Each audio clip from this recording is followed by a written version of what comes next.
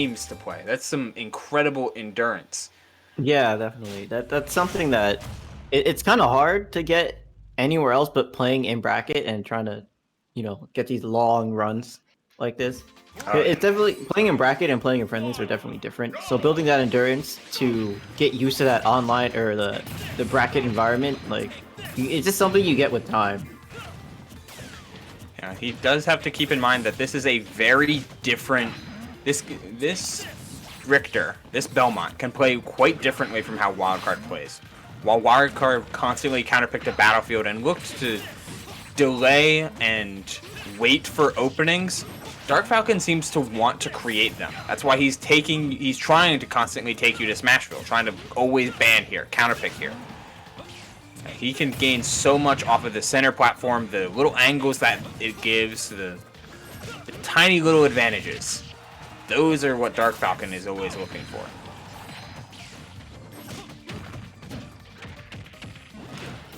Forward throw, an early air dodge, but having his jump lets him recover. Excuse me if I was a little bit nervous seeing an air dodge like that. Okay, let's see. Yep. Yeah, there it is. The same situation we saw last game. Arm rotor into a very successful edge guard rate. Second verse, same as the first. But the difference here lies in the fact that throughout this entire game... Oh, nice, a UFO. Throughout that game 4, Wildcard was almost constantly losing center stage. Meanwhile, Dark Falcon had control of it that entire game, and is ready to DP at a moment's notice to try not to get grabbed.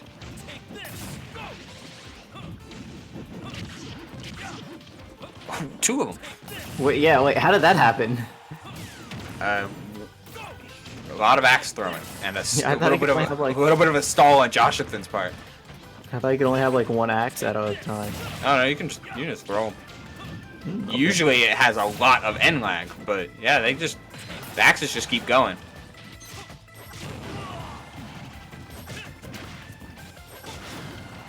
He weighed up a spot dodge. So yeah, nice. so instead of taking like the guaranteed up out of shield punish, Dark Falcon decided to go for a spot or just a read of any kind, like it's gonna roll, try to jump, or whatever, and then reacted appropriately. And there we have it. This is the difference. While R.O.B does have these instant kill tools, how he sets them up needs to be different, because arm rotor at ledge is only going to work so many times.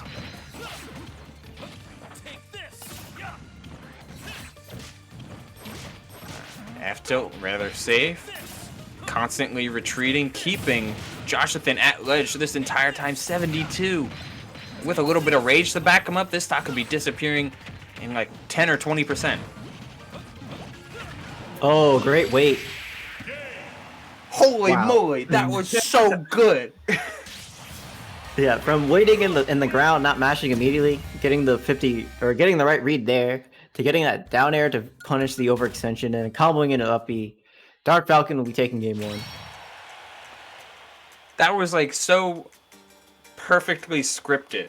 Of like, I'll know that you're going for the early up air, and I'll delay my mash, and then I'll pop out footstool for the invincibility, downer up B conversion. Just you can't write it any better than that.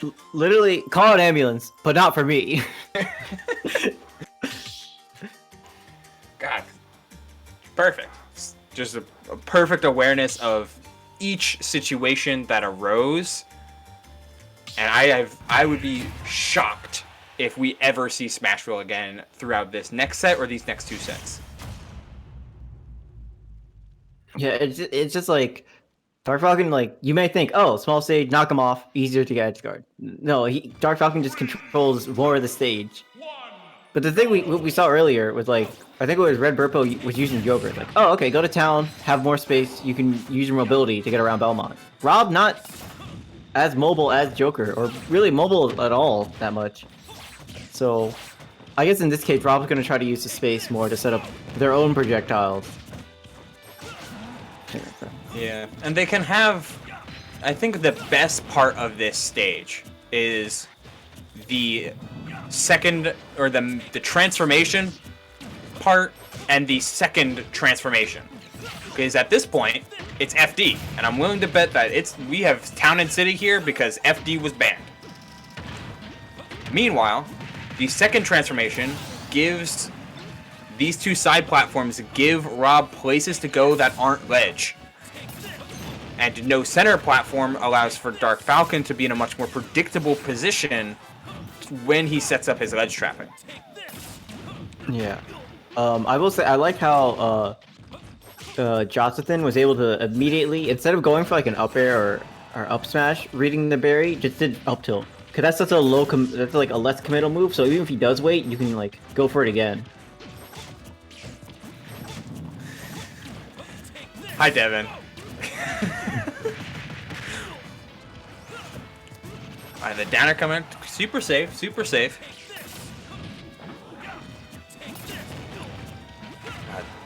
Man, Joshathan's adaptation this set has been phenomenal. I thought we were gonna see the up B again. A little bit of burner boost.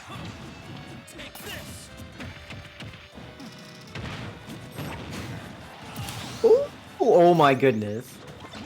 Wow, The man's new. Like he has such a good read on his mashing habits now.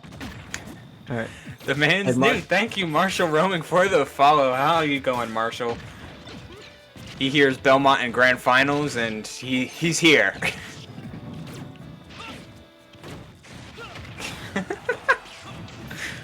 New York has invaded the New Jersey Twitch chat.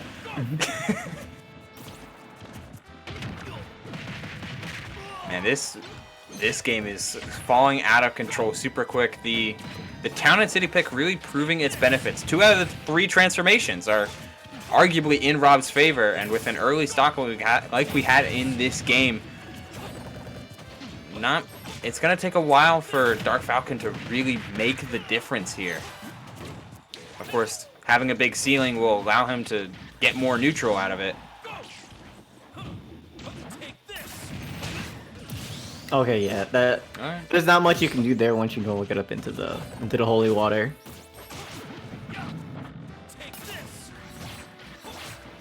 You know, this could easily be a stock where Joshathan just isn't allowed to get off ledge.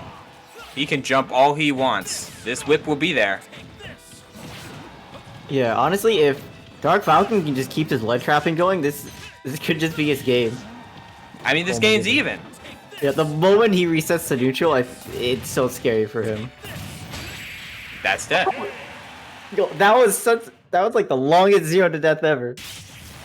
We have found trap coming out from Dark Falcon. He ledge trapped him for like 2 stocks. It's like, no, you're not allowed to get off ledge. You die. What did I tell you the first time, old man? You're not allowed to get off ledge. How many times do we have to teach you this lesson? And we're hopping right back into Town and City. It worked.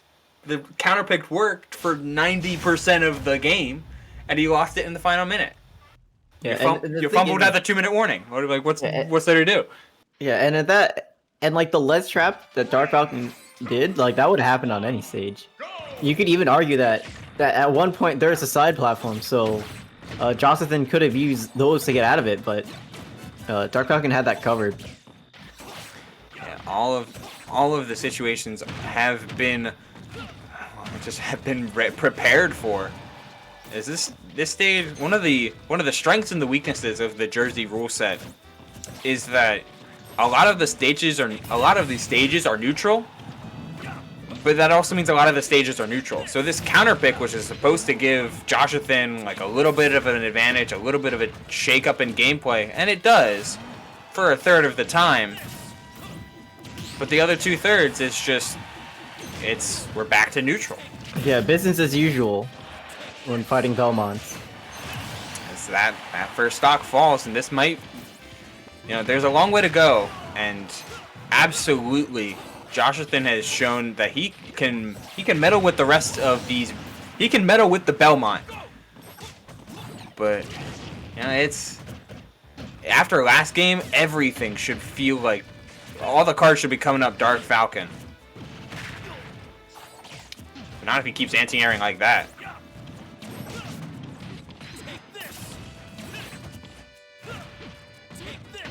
Safe, out of shield punish, whiffing completely. Don't see many grab. Oh, wait, that was cute.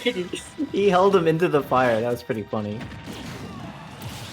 Ooh, great. That's great. Yeah, that smash probably would have covered roll back and also covered the get up attack. That was great. Oh, a little bit delayed on that fast fall in air. Still managing to clip the air dodge. You know, it's really hard to look at a game like a huge comeback like we saw in Game 3 and really think, okay, I just need to shore up my gameplay a little bit. Because the wind is far gone from your sails.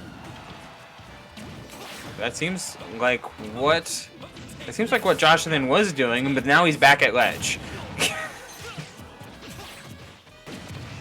All right, Joshathan gets out of that dangerous ledge trap that we saw just kind of steal away the last game from him. So now he's looking for this one solid hit in neutral just to take the game. Doesn't really, you can't give Dark Falcon another shot like he did last time. You can't give. Oh, okay. You can't. No. You can't let him. You gotta use his invincibility right now. He needs to die now. Up tilt? No, the buffered air dodge was ready for it. He gets back on stage. R.O.B is on ledge. Oh, no, you gave him the chance. No, you gave him the chance. It all starts with all of these roll reads. An air dodge to ledge actually an air dodge above ledge resets neutral. That was so close. So close.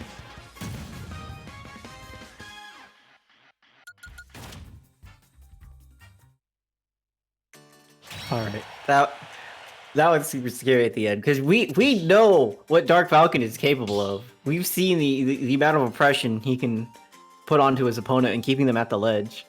So, and I'm willing to bet that air dodge above ledge, where he went from like he just didn't grab ledge, he just air dodged right through it. That could have been a misinput. He could have been trying to go to ledge and just like got lucky, not lucky, but like, got fortunate. As thank you, Jengi. Sorry for my rambling. Thank you, Jengi, for the follow. Whew. And now we can play the rest of the set on Dark Falcon's counterpick.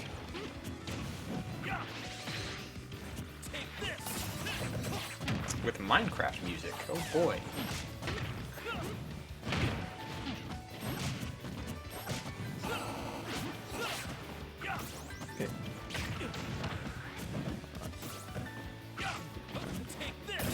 Waiting it out. Man, he had nowhere to go right there.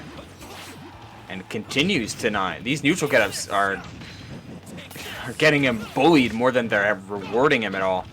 Yeah, but it just seems like I don't know, man. Like, what else? What other option are you supposed to pick? Like obviously get up attacks off the table with that holy water covering that area.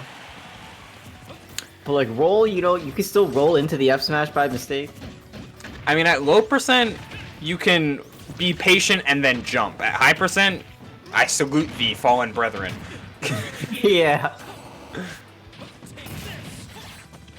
Oh, okay. He angled it down though, so it whiffed.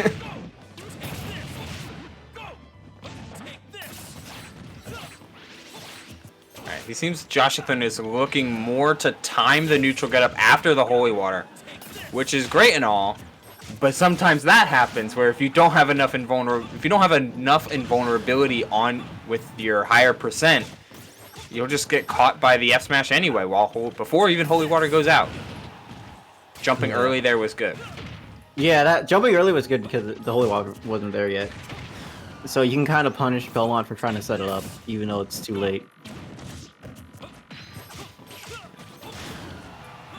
You know, I feel like Joshathan needs to take a page out of the classic Dill 3K and just not go to ledge at all. Just go above it. while that's tricky and that's scary, as he does end up getting the stock here, you're getting bullied on ledge all across. That you have to start changing up this. You really have to start changing up your recovery routes because the same route isn't working anymore. This just like 37 and climbing. Manages to fight his way off stage there. Puns in the chat.